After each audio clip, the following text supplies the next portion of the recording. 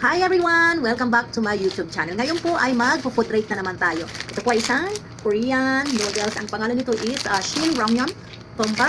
Made in Korea. Tapos meron tong 583 calories. Ang nakalagay dito ay spicy and creamy.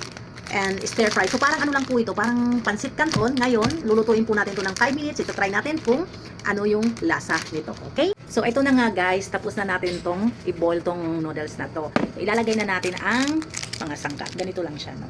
Ganyan siya, may ganito siya. So, ano lang natin to. Ilalagay natin, tapos mekos-mekos lang natin to, no? So, ito siya. Ayan. Ayan. Ayan, ha? Then, ito. Parang ano lang, parang pansit canton, parang pansit canton. Tapos, ayan, chopstick. Mekos-mekos lang natin. Ay, eto. Mekos-mekos. Naamoy ko na. Super sarap, parang sarap nito. Ano yun? Ang daming masarap. Ang daming beses sinabing masarap. Ganito siya. As you can see, ngayon, titikman na natin.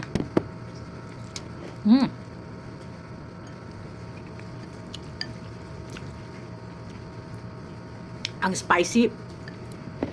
Pag kumain kayo nito, please maghanda kayo ng tubig, no? Kasi ang spicy niya talaga.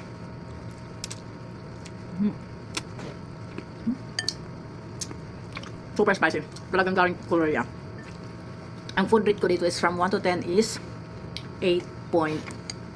Yun lang guys, please subscribe, like, and then share our YouTube channel. Anyway guys, baka may gusto kayong i-recommend kung ano po ang isusunod nating i-food rate. Yun lang po. Thank you. Hanggang sa muli. Don't forget to subscribe, like, and share our YouTube channel. Yun lang. Bye!